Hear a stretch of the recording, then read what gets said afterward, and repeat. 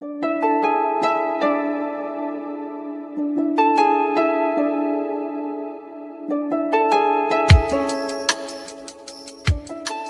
to Concerning the Spiritual in Art, a podcast exploring spirituality, consciousness, and the creative process. I'm your host, Martin Benson. All right, y'all, welcome back to the podcast. Today I have visual artist Laurie Shapiro on, and we had just such a beautiful conversation related to her amazing installation work that she does. She creates these like incredibly immersive, multicolored, highly maximal textured, visually stimulating spaces that she considers to be like very womb-like, kind of trying to create these safe spaces for people to connect in, to go inward in. And she does like every single thing of those paintings herself through her process of layering screen printing and hand painting and also textiles and sewing, all sorts of amazing components to like how she's approaching the creation of this work, which we dive into on the podcast. But we also talk a lot about like sort of the aspects of her practice that are related to healing. We talk about her experience with meditation. We get into a little bit about psychedelics and the potential of that for opening our hearts to like what's possible for us to feel in terms of our interconnected nature.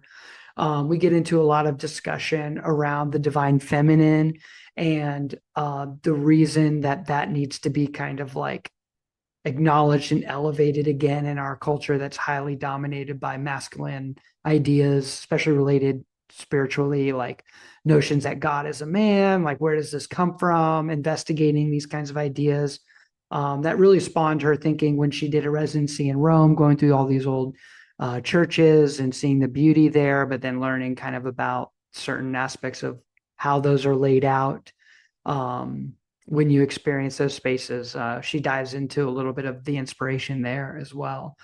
So just went to a lot of places, like my conversations always do.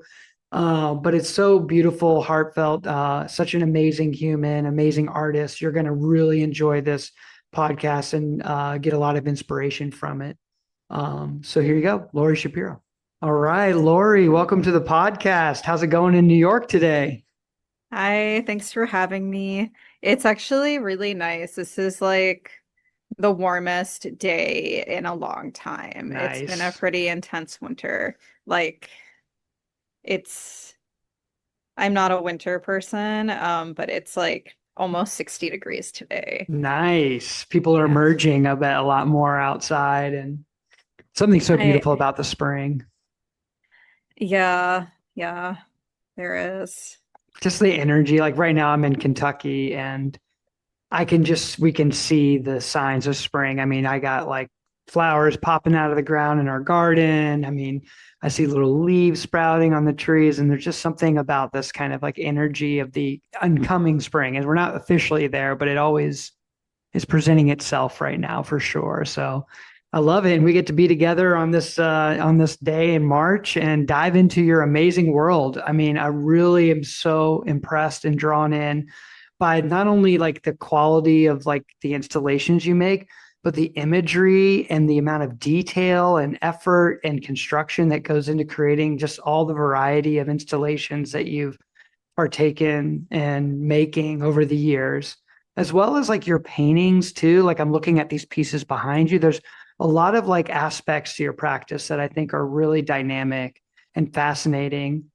And as an artist, I'm always interested in people like yourself, like in terms of like how they get into installation creation. Like where did that begin for you? Like what inspired you to take your work off out of the 2D realm and into this kind of immersive three-dimensional experience that you're kind of curating and creating for your viewers?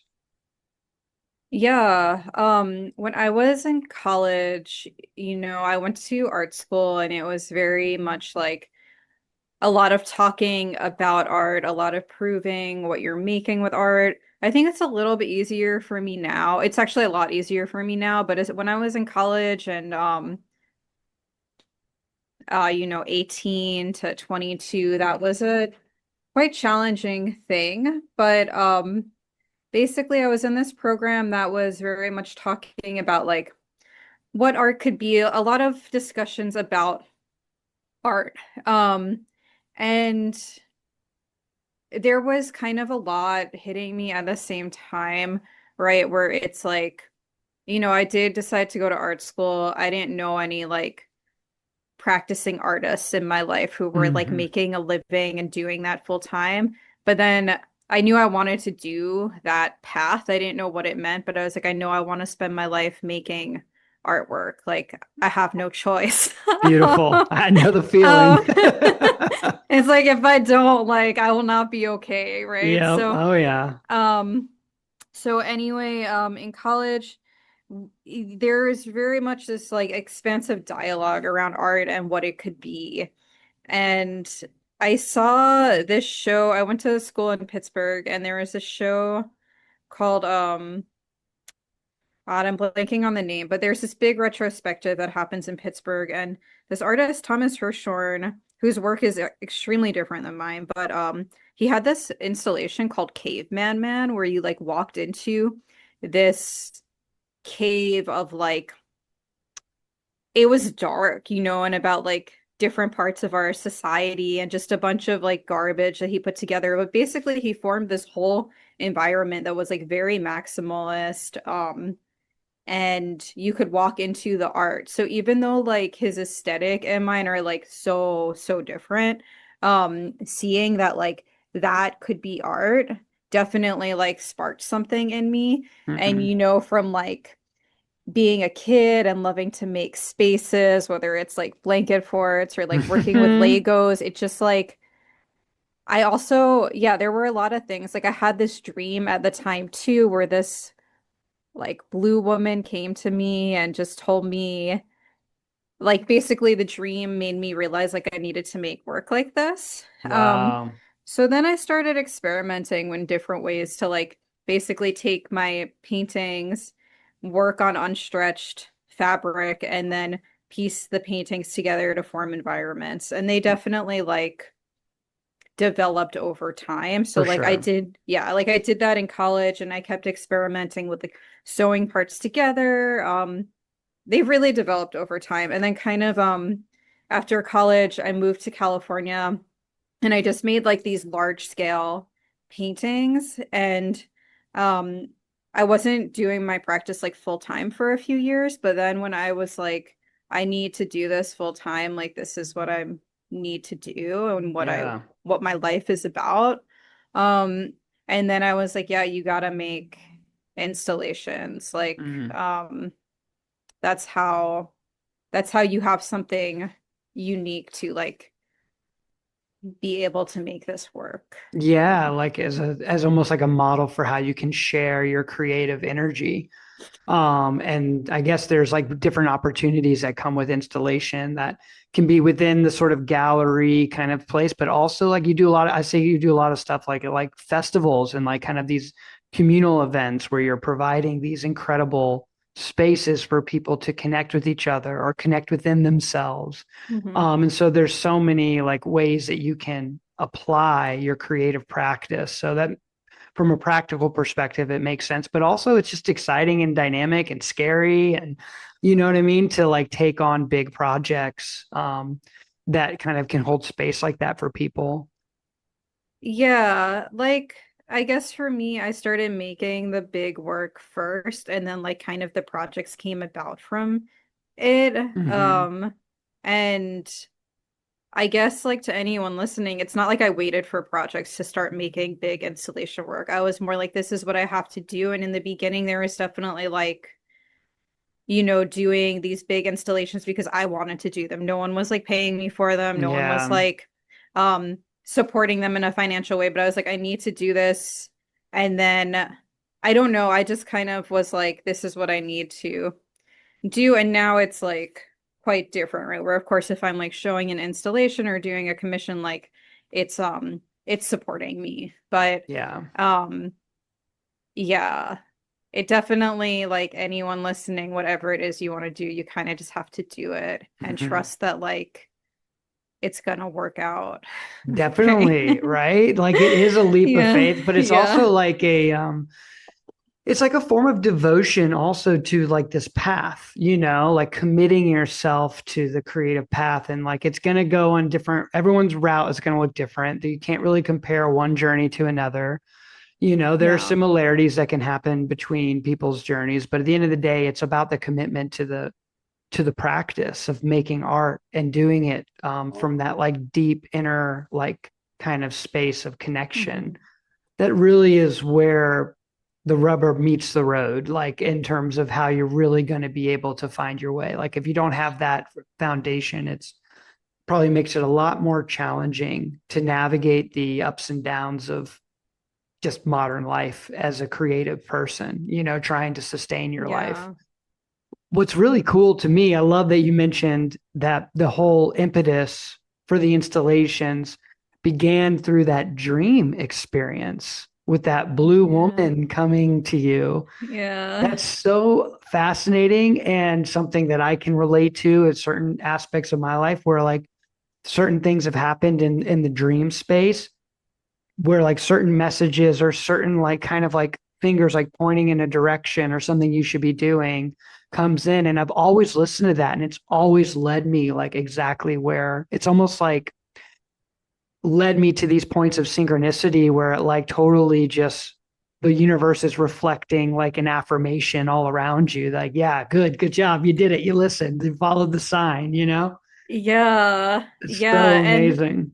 they don't always like there's been a few dreams lately that like yeah, they just come to you in whatever way. Like this dream, it wasn't like the woman was like, this is what you have to do. She didn't give me any like direct instruction. It was a very vague dream, but like I woke up and I was like, this is what I need to do Yeah. if I want to do this, right? If I want Yeah. to be an artist. And I think it's right, everybody's path, being an artist is a different path for everybody, and a lot of it like it's literally different for everybody. It um, is. Yeah. because it's a very subjective career and Hmm. it's but yeah, I the dream space is so fascinating. Yeah. And then especially those types of dreams that you were mentioning where like every once in a while there's a dream that you just know like I need to listen to this. Definitely. Oh yeah. Yeah. I do a lot of like dream exploration, done it over the years. Some I like there are phases where I'm like deep into like lucid dreaming practice Hmm. and like really like going in like really for me I'm really interested in dream yoga, like this whole component of like Eastern spiritual practice, a lot related in Buddhism, especially Tibetan Buddhism. There's an entire practice, a very old practice of dream yoga where you're doing certain practices to cultivate lucidity in a dream in order to deepen spiritual connections and actually partake in spiritual practice within the dream space. It's super trippy. But there's Yeah. for me, like it's like as a creative person, the dream world is like the realm of like infinite creativity, spontaneous creativity. It's like that astral realm is like where anything that you imagine can crystallize and manifest with the right concentration or the right degree of lucidity in dreams. I mean, this is nothing new. This is something that's been studied a lot and practiced a lot.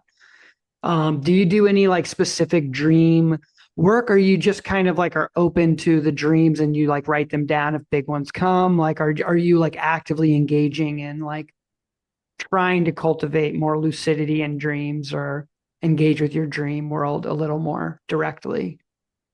Kind of like what you were talking about, there's been times where like I'm more involved in it. Hmm. Right now, it's not a particular time that I'm super involved with my dreams, but there have been periods where I'm like, I'm gonna really focus on lucid dreaming or like trying to like ask certain questions. And then I just thought of but like, there have been times where like I've practiced I guess asking more because what would happen for me in lucid dreams is like I'd be lucid, but I would not remember like all these important questions I wanted to ask. Hmm. Um, but then there was a time where I was practicing the lucid dreams more and I've had some very powerful ones. Oh And yeah. then it's like when you wake up and I'm like, oh wow, like I just talked to God in a lucid dream. But it's not something I'm really working on at the moment. But Yeah, I have had a few that were like, yeah, quite interesting and powerful. And yeah, one definitely. that was like God talking down to I'm not like a religious person, but it was just Yeah. like very funny. Like it was like God like talking down to me like the Ten Commandments, like Yeah. very like dictator like and like I don't even believe in like a God like that, you know? Yeah, yeah. But it was just like this is how you should paint. Man, the dream And it is trippy, right? Like those yeah. kinds of like experiences that can come through. And we don't have to like give it some kind of like solidity as if it is like an ultimate truth. It's just another Hmm. relative aspect to the divine mystery of our consciousness and what it means to Yeah. be conscious. Yeah. And what's I think a parallel with like the dream space is like these installations you're creating are almost they feel very dreamlike in terms of the Hmm. way they're. I mean, I've never gotten to experience it with my physical body, but like looking at them and experiencing them through your website or through your Instagram, like I get a real good sense of kind of like how these structures might feel. Like I love the geodesic dome piece that you did with like all of those, are they all those paintings inside the triangles? Like each one's like individually painted or screen printed, or is it like, what's that process like? Because they're so big. I mean, they're so labor intensive. Yeah, that was a intense project with a quick turnaround.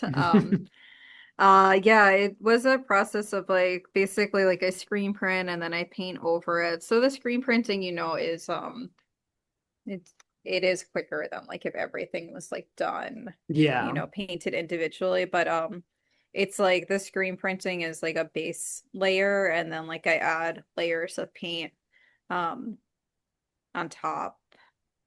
And are you doing it all Yeah. yourself? Do you have like studio assistants or people who help you with these installations? Or are you like kind of a one person show in terms of your hands in the creation of those painted elements? In the creation of the work, it's usually a one-person show, but I have had assistants before. I Hmm. have had interns, I have had, occasional help.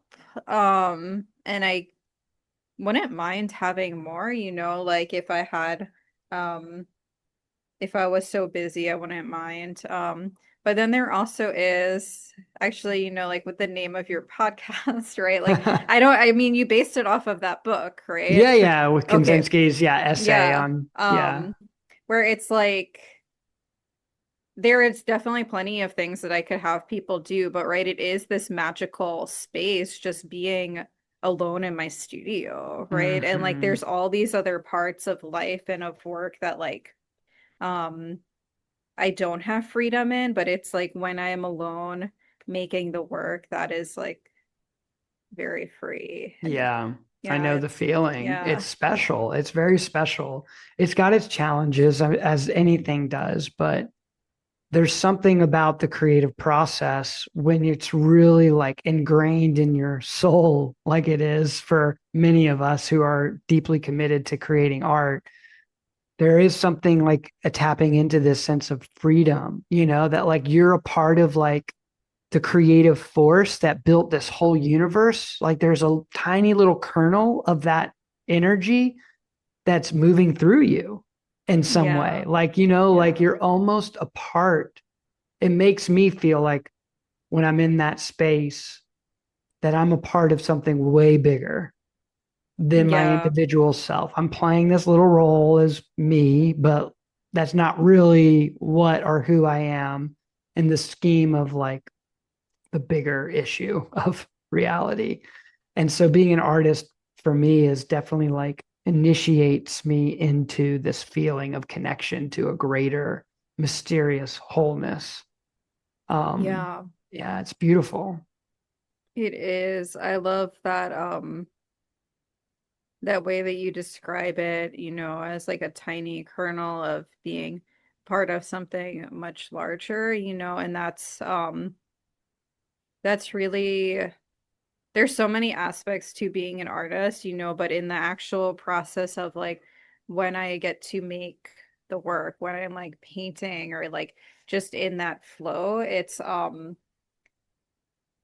a really wonderful gift Hmm. to be able to connect with something much larger, right? And it's like we're all as artists who are interested in that and feeling that our work is coming from something bigger, like we're so really fortunate to have that ability to connect with the divine, with something greater. And like, this is like, through like there's one way that it comes through me, there's one way through you, there's one way through a bunch, so many people, but and it can go beyond visual art, of course, too, where I think when we're in those places, whatever it is you're doing, it's like you're on the right track. Like Yeah. there is,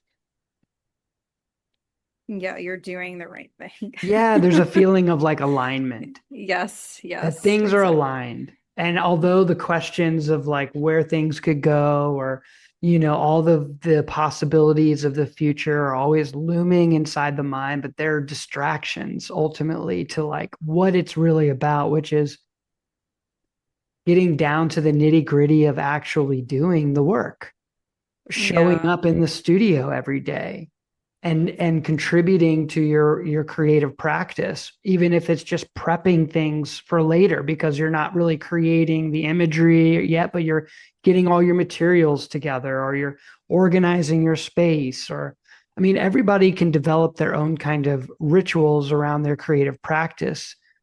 For myself, I have some very, important rituals that I do to kind of set the tone for the energy and the mindset that I want to bring into the studio space, but also as like it almost acts as like creating like the container for this like energy to find its way through.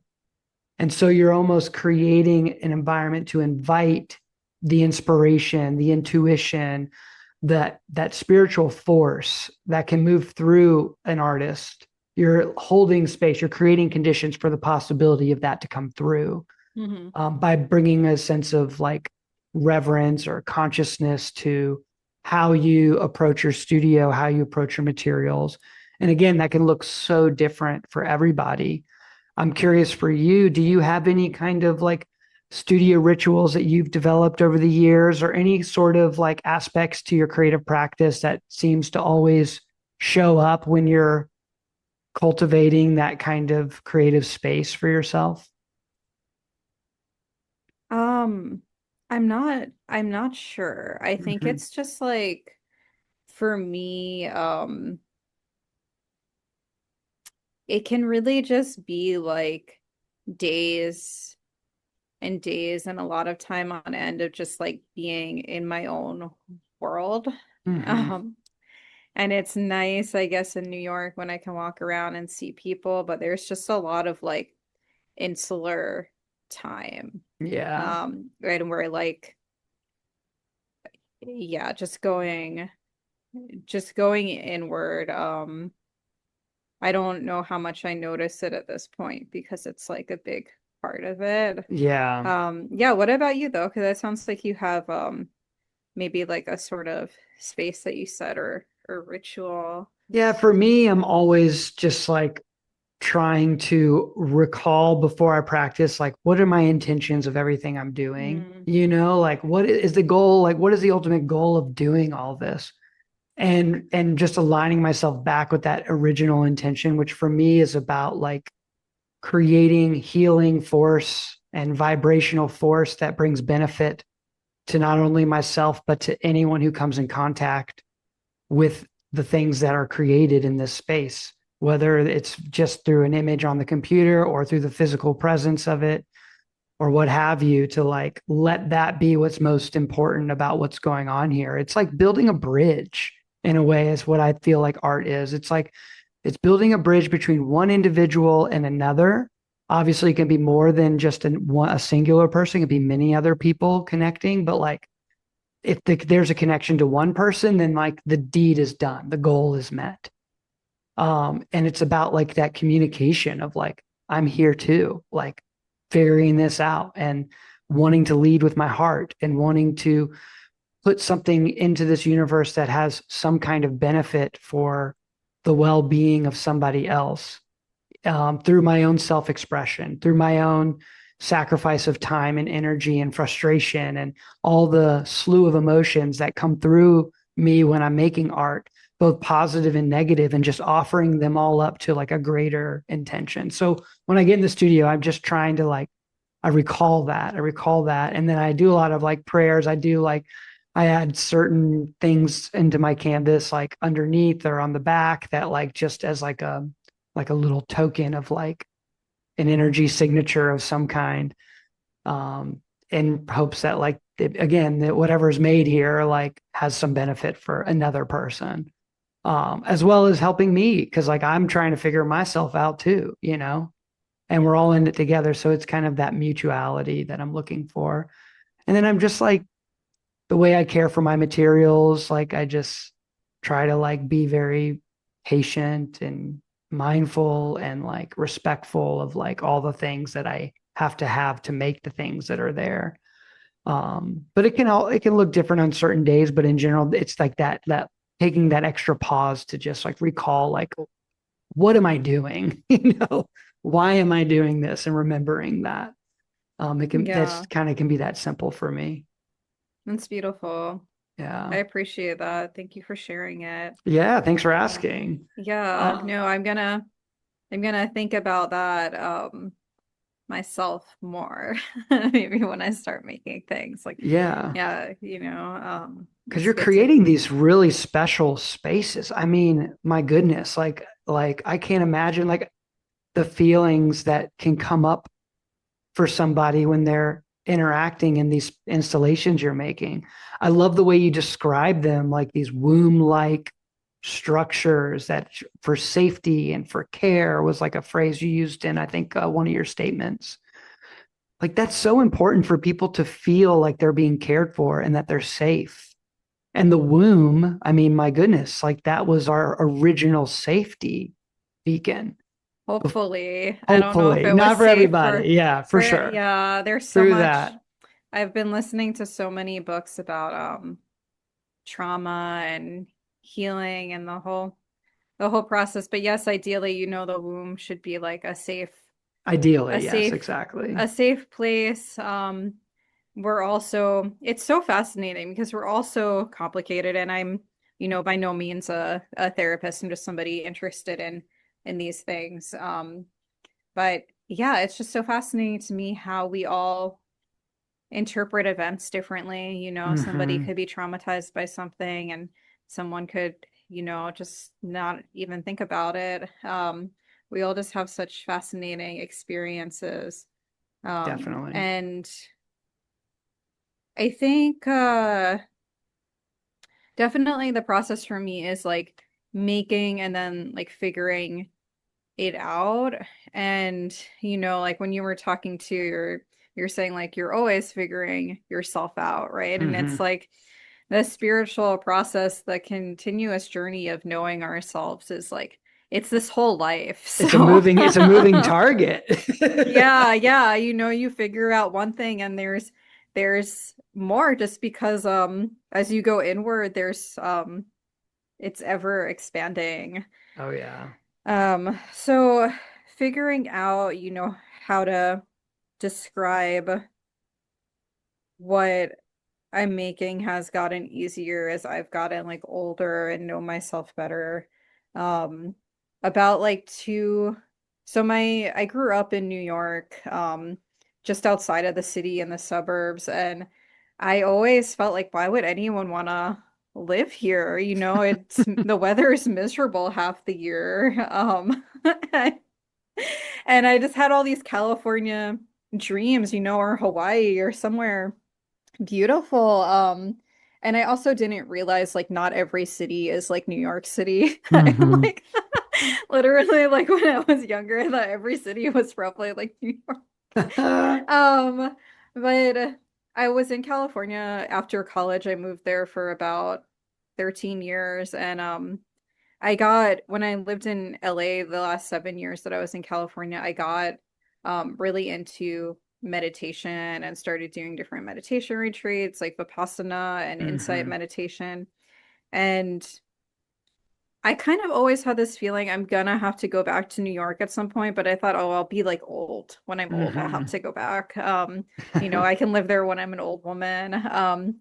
But around the time when I was like 33, I started to have these feelings, and it was like, you need to go back to New York. And I was like, no, like, Leave the no, sun? What? I just for a number of reasons in my life in Los Angeles, it just felt like that spark that I had to move down to that city because before I lived in the Bay Area, it was gone and underneath. I felt I just had this feeling I needed to go back to where I was from. So that was like I came back here in the beginning of 2024, but then I traveled for a year. And then finally this year I was like, you need to like be in New York for a year. You need to experience every season. You need to be able to see your family regularly. And because it's like with meditation and with knowing yourself, it's like if I can't be around my family or where I'm from, like what have I healed, you Yeah. know? Hmm. So I've been in New York.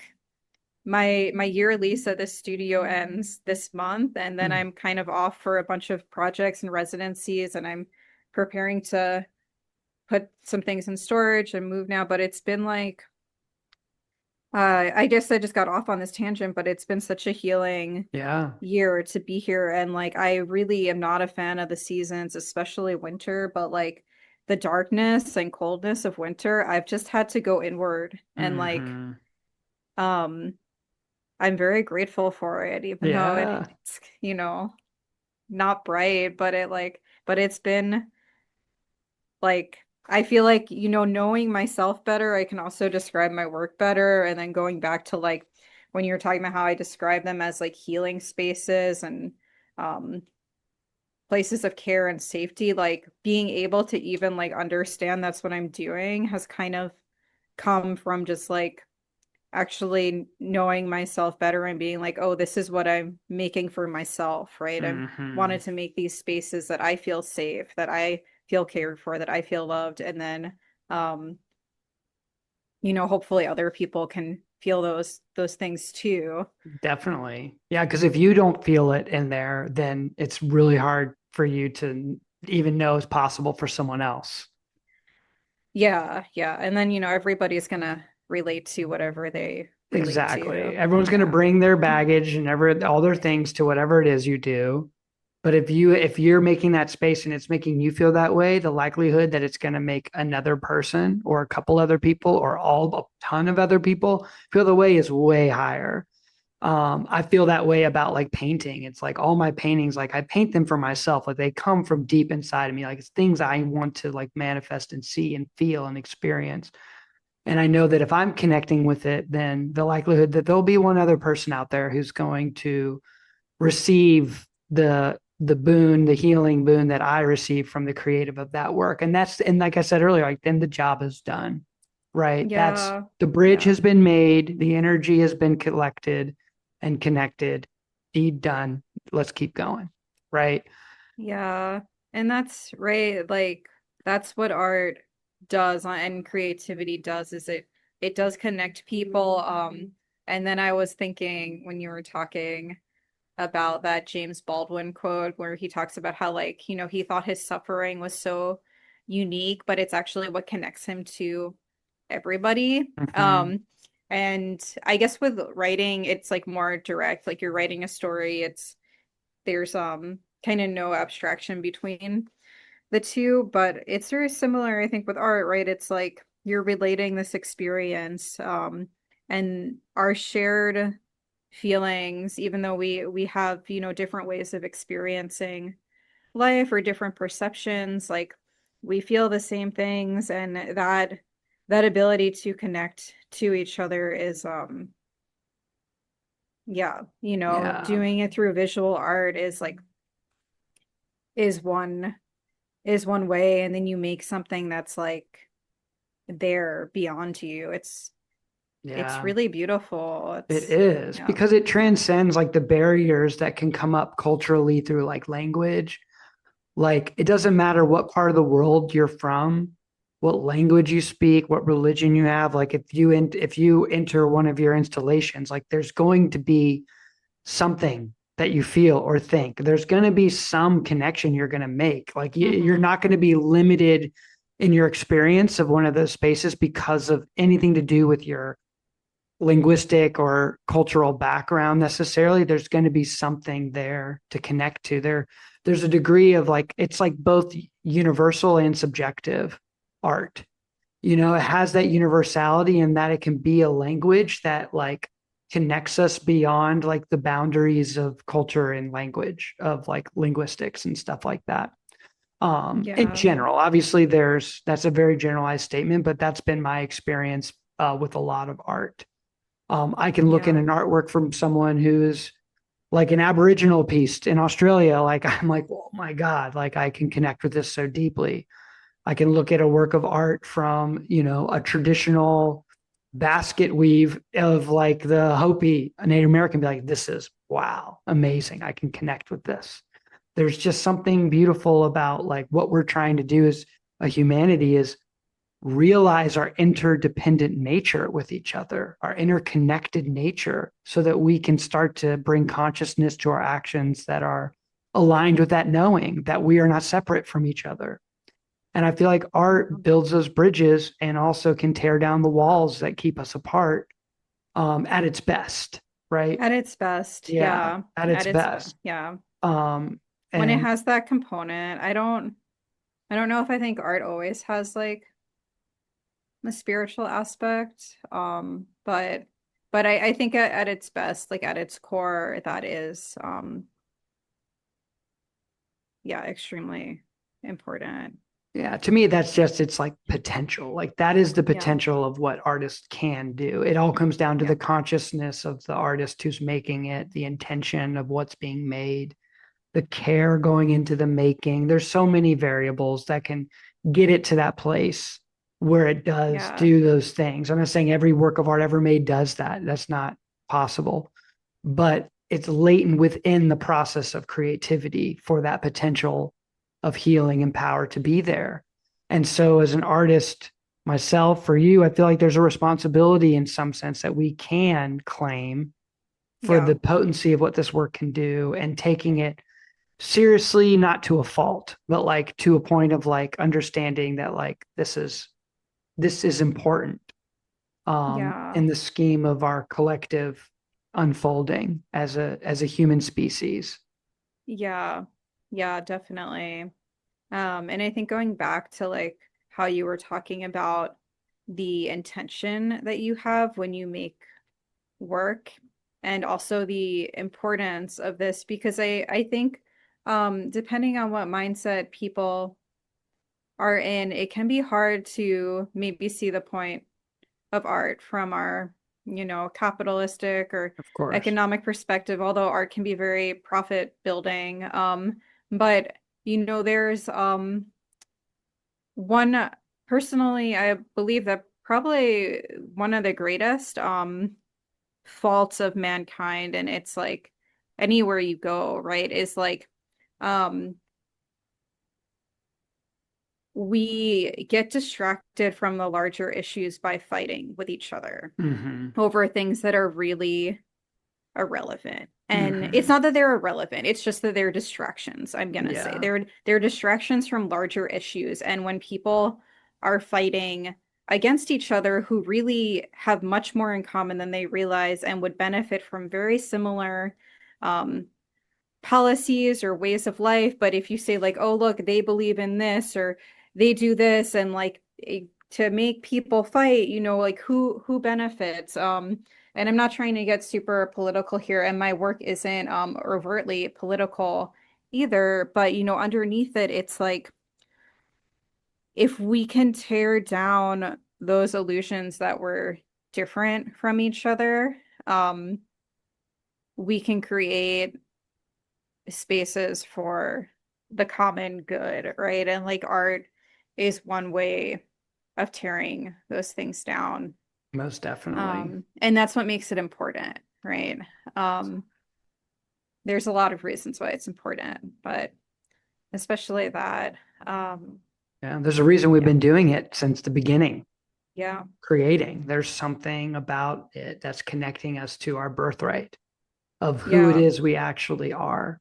And like back to like what I was speaking about before about like transcending the individual differences. I mean, Hmm. no matter where you were born on this planet, where you live, like the experience of love, of like care for someone you love is very similar. The emotion of sadness or pain, like they is being experienced no matter where you are on the planet, you can relate to that. You can relate to suffering, you can relate to joy, you can relate to a feeling of like unconditionally loving someone or something. Not every single person, again, it's a generalization, but on average, like the human species all experience a similar plethora of emotions, right? Yeah. Just I mean, because you're unless born you're here or like, there, like, you know, unless you're like a sociopath. yeah, I mean, like there are always But exceptions.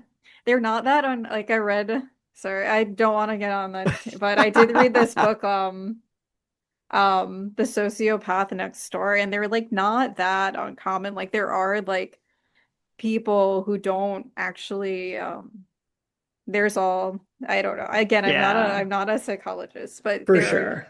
most of us, yeah, most of us connect through Yeah, our feelings and our emotions. yeah. And I think a lot of people who don't, there's reasons for that. There's trauma, there's, Hmm. neglect, there's issues related to like the womb Hmm. or early childhood Yeah. that kind of like crystallize certain patterns of thinking or feeling or protective models, within the psyche that keep you from unfolding your emotional maturity. Um, Yeah. so there's a whole spectrum there. But Yeah. the point is that there is a universality within the subjective reality, and they both coexist in a paradox. And that's what makes being alive so hard, is because everything is a walking, talking paradox. The contradictory nature of reality is presenting itself all the time. And so this goes goes beyond what our intellectual and logical frameworks are capable of fully comprehending. So we need the intuition, the emotional intelligence, coupled with, the intellectual intelligence, coupled with a feeling of humility, of sense of not knowing, like the beginner's mind kind of ideal. That's how we can kind of maybe further get our thumb on like what's going on. You know what I mean? We can kind of pin it down a little bit and then it wiggles away again. But I love that you have this practice within your background with meditative process through Vipassana. You went on Vipassana retreats and like getting deep into the meditative space. Like, how has that journey been for you, and how has it influenced your art making?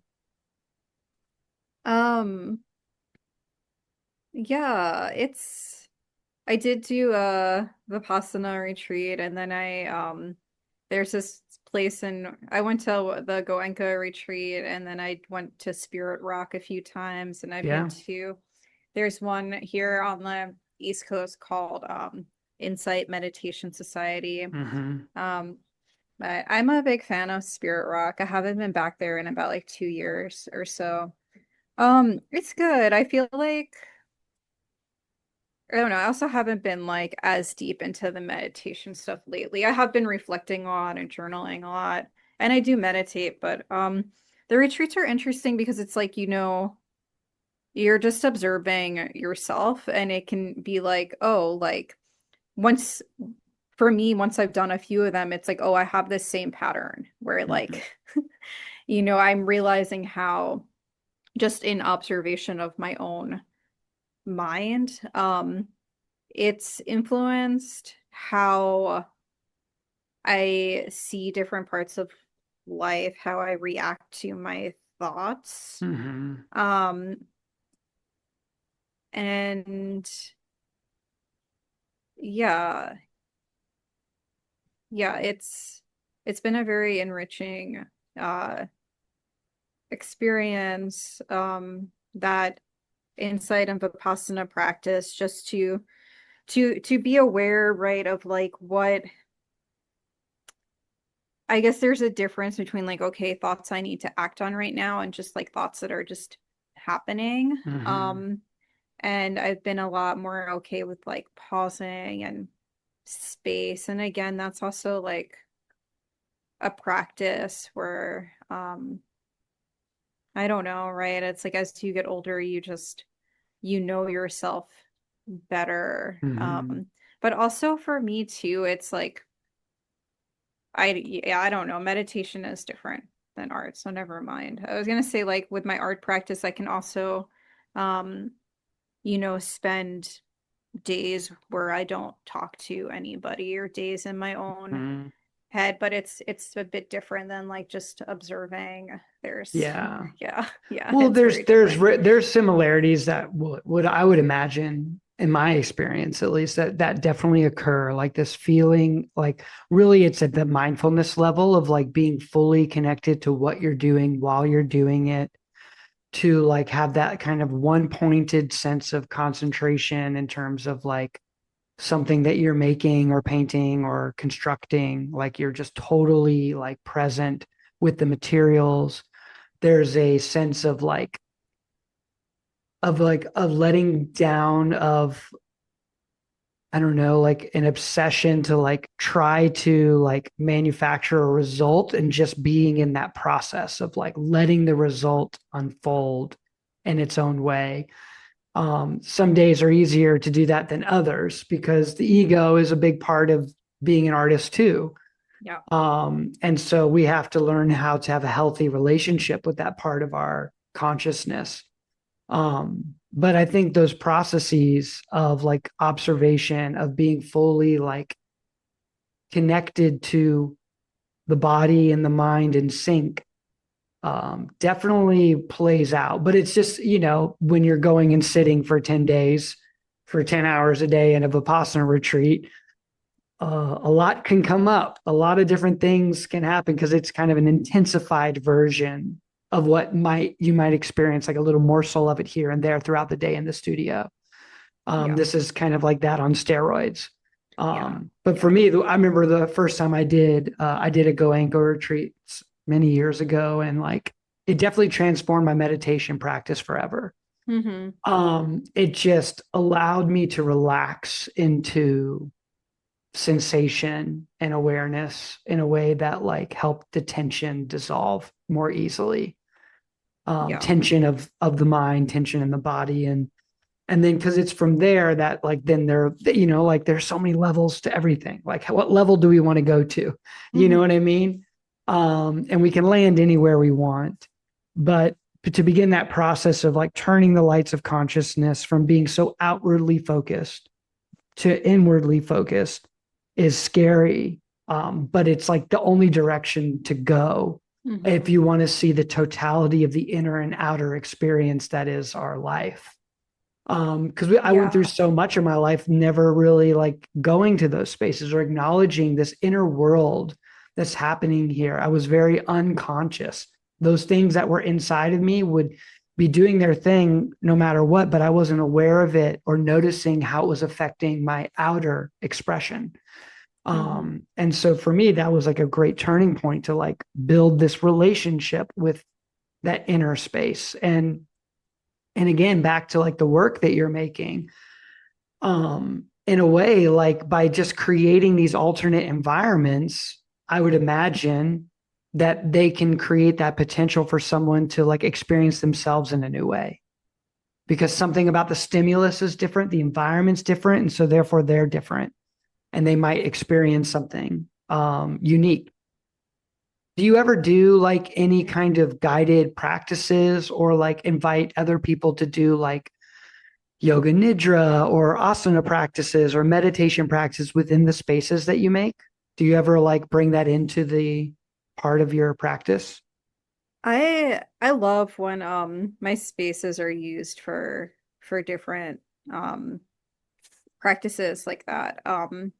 There was a gallery that I showed at in LA where the woman who was running it was like very big on having events and would do all types of things. So I think it's great, it's like definitely a way that like, okay, like I made this space and like um if it can be used for these other practices, that's amazing. Like I've done Hmm. sound baths in one of my installations. It's kind of a part of the work though that I'm like that like kind of goes beyond me. Like for me, I'm like, you know, obviously I'm a social person, but like I'm a pretty introverted artist. I don't want to host 20 people in my space every day. That will easily drain For me. sure. I can maybe do it once every few months. Yeah, of And a lot of course. people don't understand that. And I'm like, like in my studio, in my space, like it's a lot for me. Yeah, and you have to Even if I protect your enjoy it. energy. Yeah, You yeah, got to protect your energy. but the artwork itself, I love when there's collaborations like that. I really feel like that's a way that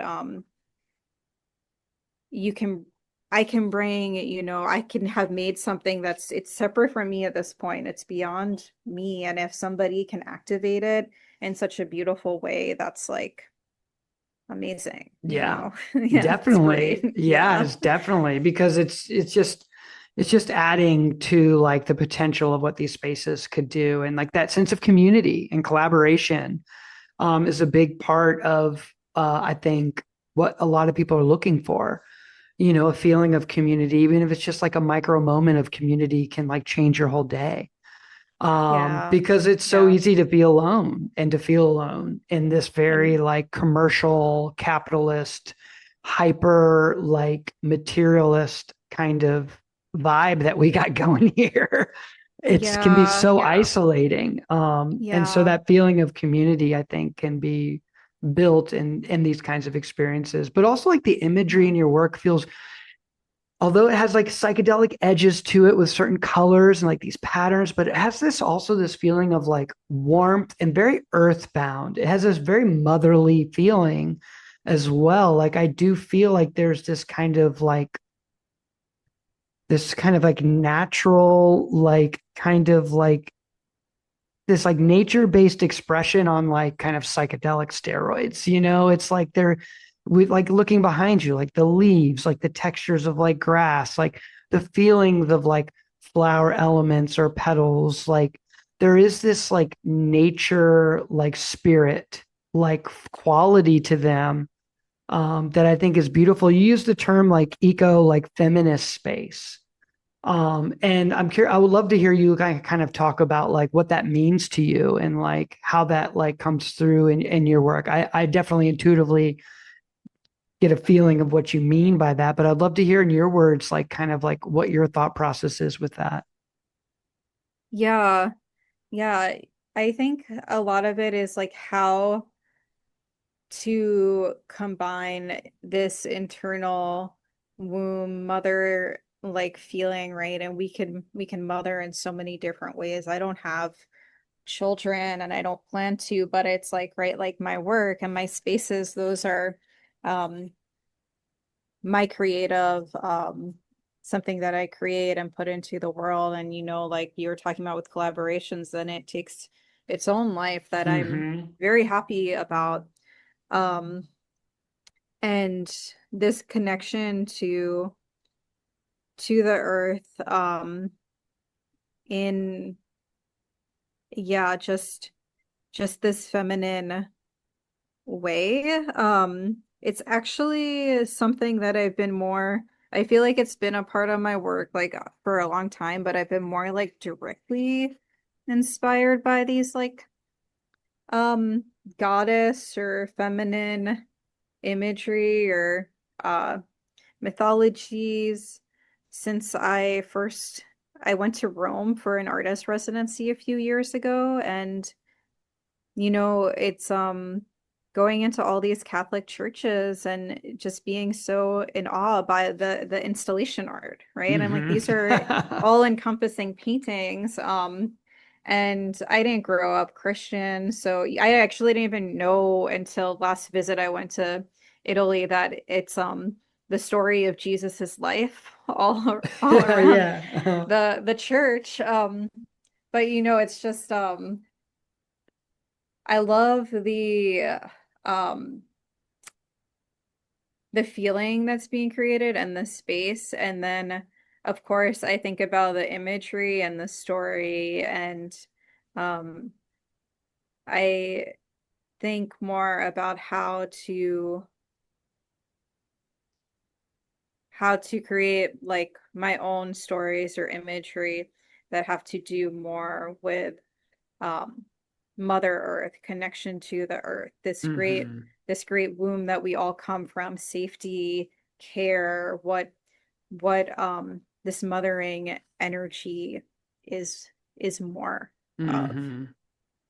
Yeah, I mean, I can see like looking at that piece over your shoulder, like I see the feminine figure kind of emerging out of the center of Hmm. that piece. And like, the green goddess, the green woman, the green lady, I think of Tara, like green Tara in Vajrayana Buddhism. Like we see that sort of like the green kind of feminine goddess imagery. We see it in a lot of different cultures, both indigenous cultures as well, in South America.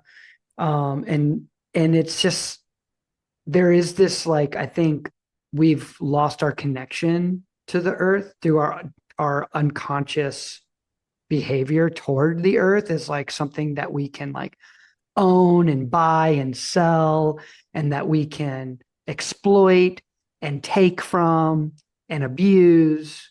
And obviously, that's all wrong.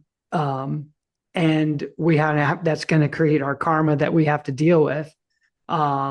We're seeing it now play out, but like I feel like that's maybe a part of our culture that's missing is the divine feminine energy being taking its rightful place on the throne of consciousness. Like like I think of like all the subvertive aspects of like our Western culture that has kind of tried to deny or snuff out the feminine energy. Like, this is no shade on any religion. I think they all have their beauty and truth and wisdom to cultivate from them, but there's obviously power structures that manipulate them and use them for their own nefarious means of control. But I just think of like the Trinity, right?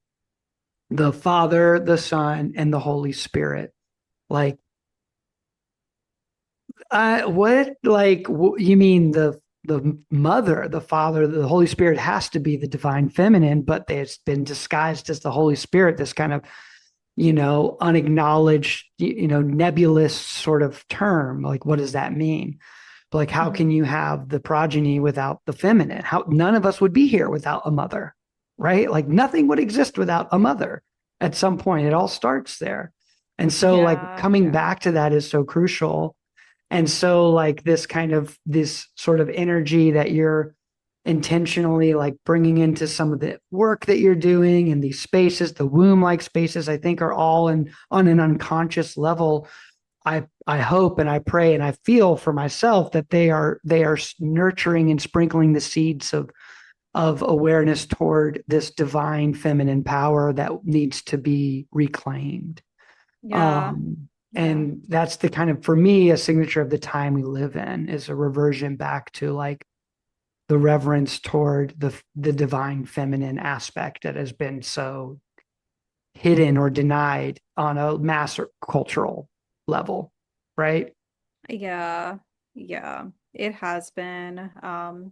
And it's when because basically when I first spent time in Rome and I saw these things, I was like, this is beautiful, but like, and powerful, but when did we decide that God was a man, Mm-hmm. And I think that it's very easy. Also like, I'm not a historian either.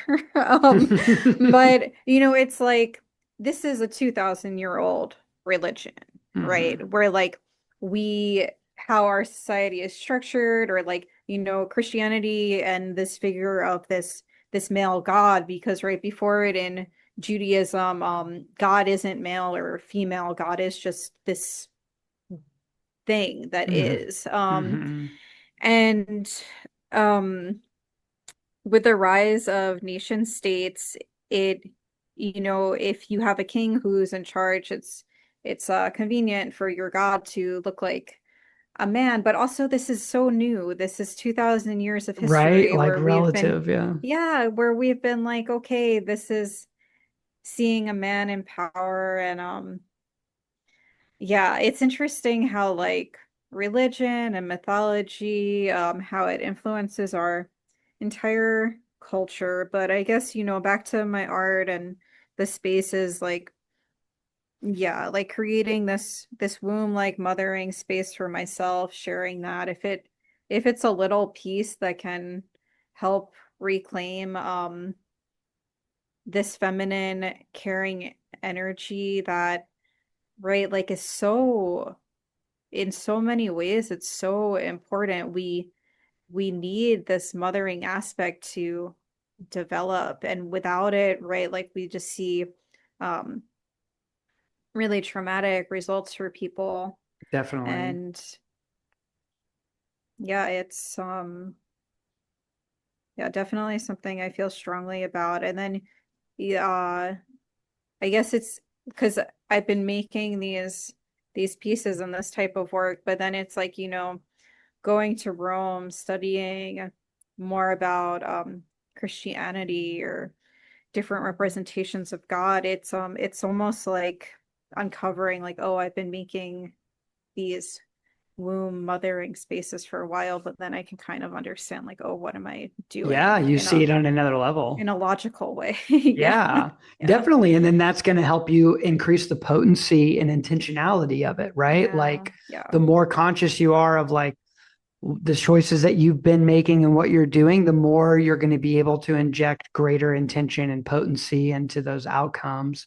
Yeah. It's an unfolding process. Like I feel like if you're doing art the right way, your whole life you'll go through these phases where you just understand what you're doing at a whole new level, a whole new level. It's like a fractal. It just keeps opening and it keeps going deeper.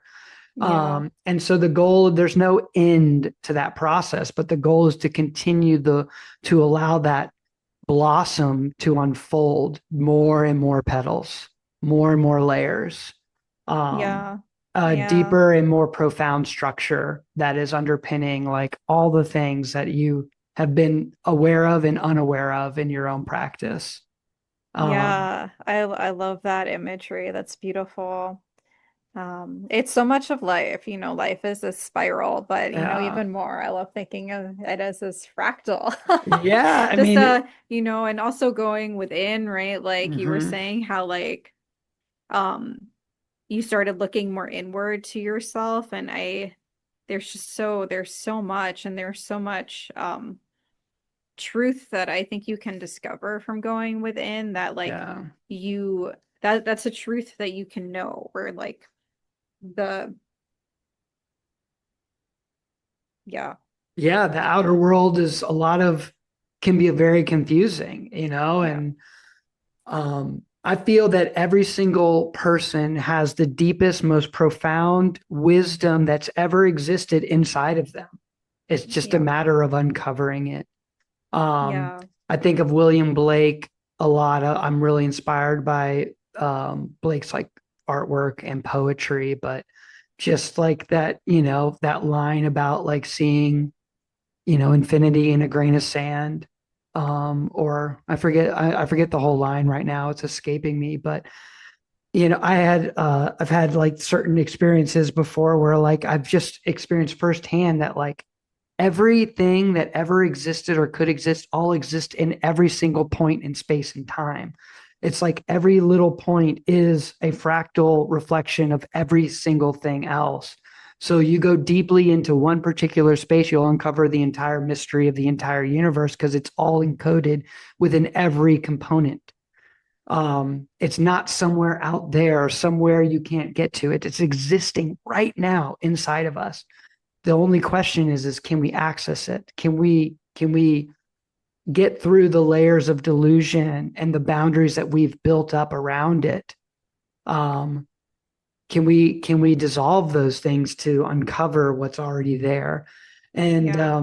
I definitely haven't done that, but it's definitely a process that I want to be conscious of engaging in.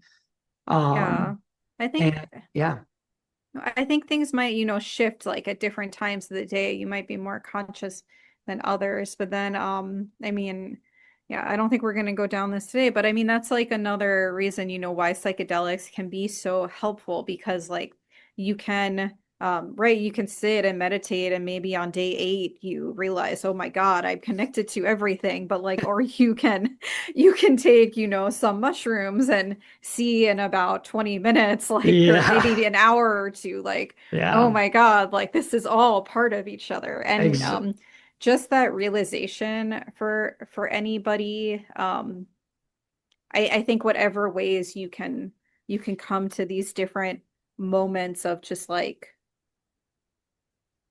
seeing this life that's part of us and beyond us and these spiritual moments, however you get to them, is is an awakening. But right, it's like, um yeah, I mean, I'm definitely not, awake all the time, but just having just like those moments mhm. completely can shift your Definitely. perspective all the time. Most definitely. I think psychedelics are an incredible tool with the right person, the right space. Mhm. You know what I mean? Like, I think you got to be very careful with them. Like, it's a very powerful tool, like a scalpel. Like, it can do a lot of great things, but it can do a lot of damage. So you have to be hyper conscious and understanding what you're doing with them. I definitely used them early on in my life pretty frivolously and unskillfully. And I'm lucky, but I've found for me, like, I don't, like, it's something that I'll come back to at different stages in my life. Because I think what some of those experiences have done for me is it's give me an experiential feeling of my true potential to love in the deepest, most profound way possible. Like, it's shown me the potential of living and feeling and breathing and acting from a place of total interconnectedness with all of my surroundings, like this consciousness. And so when that came back down from that, it's like, okay, that's my potential. So now I at least have a feeling, a knowing of like where the trajectory it is I'm aiming for, not necessarily going to get there all the time, but like that potential is in me. And it's like very inspiring. But then in my perspective, then it's like the reality is, okay, now what do I do with that? How do I integrate that? How do I take that experience and make it useful in my life? And Yeah. so I think that's really an important aspect of the psychedelic practice, in my opinion. I think a lot of other people who are experts in these spaces would agree with that, is that the integration is key of how we utilize these. But it's amazing that like we have these things just grow out of the ground. Like they're just here. Like you Yeah. said, in 20 minutes, I could be like shooting off into a whole other dimension of reality. Like, holy shit, like it's been there the whole time? Yeah. Um, Yeah. so I mean, has that been a big part of your personal journey of like just unfolding or I've just always been interested in like knowing myself better, right? And like Mhm. knowing who I am, going into myself, right? So like psychedelics, uh, like of course, when you're a teenager, it's like I was a curious teenager. I haven't macro dosed on anything in a very long time. And it's actually um like I did acid a few times in college, and the first time that I did it, I just had this moment, and it was simple. I was crossing the street and I saw all these just, it's rainy Pittsburgh, and I saw all these college students. I went to school at Carnegie Mellon, which is this really intense school, and I saw all these just, I could see how miserable these students were. And I just, in that moment, I was like, we're all part of each other and connected. And Mhm. these little things like being miserable because you're studying and overworking, like everybody around you can feel it. And we're all part of this. And I think before then I felt very alone and like, um, that I didn't realize how much like every part of myself was part of everybody and how these were really interconnected, right? And I saw that for, a moment. But then when I was at the Vipassana retreat, right, it's like I had another moment of this like interconnectivity where I was in the desert and I could feel like the molecules of the desert plants and the molecules running through me and all these tiny particles. And right, I'm on nothing. I've just been meditating for 6 days. And I like I felt this and then I started to feel overwhelmed, right? So all these it's like um yeah, they can open these portals that of this truth that then once it's kind of like once you see something, you can't Unsee unsee it. it. Yeah, Yeah, yeah. exactly. And then Exactly. it's gonna change how you just your perception. But then you can see things in different ways, right? Like Yeah. feeling there's no right way. Yeah. It just like unlocks another potential of like what is latent within you. And it Yeah, gives you also, for me, it like, I think it reduced rigidity. It opened my mind to the reality that like, I don't know shit. There's so much to discover. There's so much yeah, I'm not aware of. It's like the more aware you become, the more you realize how unaware you are of so many other things. And so there's this humility factor that is super crucial to like just surrender to unknowing and allowing the wisdom of like your deepest, most intuitive, creative force inside of you to like just trusting and like knowing that it's going to be an imperfect, you're going to be stumbling through your life. We all just stumble through it, but like there's something really beautiful and powerful happening within us. And there are moments and times where like everything is perfectly aligned and moments where it feels like it all falls apart. But both aspects, you like, I think a teaching that a lot of spiritual traditions share is like, don't be attached to either. Don't be attached to either the totality of integrated wholeness and the dread of like nihilist separation. Both are illusions of like something bigger. Like, you know what I mean? Like, don't be attached to like spiritual experience, but allow them to move through you, good or bad. And like just being in this state of like openness and like heartfeltness is like been a real refuge for me. Because I can feel so intensely, especially the amount of suffering that can exist on this planet. It just like breaks my heart. And I can feel it so intensely, but I also, that too, I have to let go of. Otherwise, it's going to drag you and then you're going to be of no use. hmm, So it's like a continual process. And as yeah, artists, like we just have to like it's a tough path, but you got to just keep walking and keep trying to like cultivate that deep intentionality in the work. And I think what you're making is so beautiful and potent. I really hope I can experience them in person sooner than later. So everyone out there who's listening, follow Laurie on social. I don't know if you have like an email list, but like we can like add links like that into the show notes. So check the show notes, y'all, for links to stay connected. Because if there's an installation or an event or an exhibition coming near you, like I know I'll be going to see it because those kinds of spaces, we need more and more of that.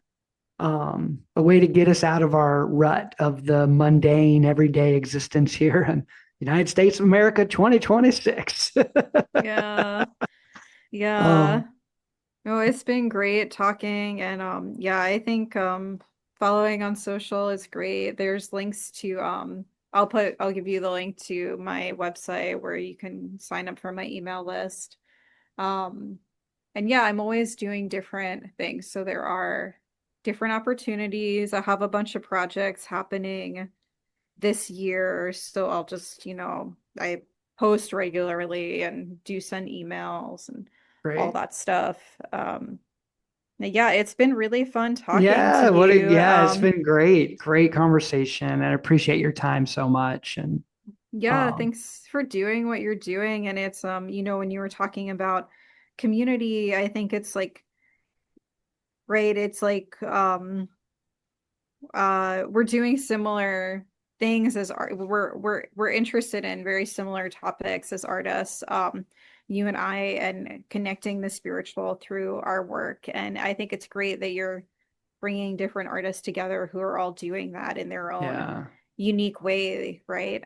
Yeah. Um, No, it's a movement of people who are allowing themselves to be unapologetically soulful again in their art, like and there's more and more interest in the inner worlds and the psyche, psychedelics, meditation, spirituality than there maybe has been in a long time. And so I think there's a lot of potential here of what this could cultivate. And so I feel really blessed to just be in a position where I cared enough and was curious enough to just go for it and start something like this. And the beauty is I get to connect with people like yourself, and it just makes my world feel so bright and incredible. And I'm just grateful to you and everybody out there. Stay connected to Laurie, and there's gonna be a lot more coming that way. And thank you so much again for being a part of this project. And I hope to meet you in 3D land sometime soon. If I'm ever up in New York, I definitely got to come check out the studio. So yeah, or who knows where I'll be, but I hope we connect in person as well. for sure. Yeah. Well, enjoy the rest of your day, Laurie. We'll talk soon. Peace. Thank you. Bye.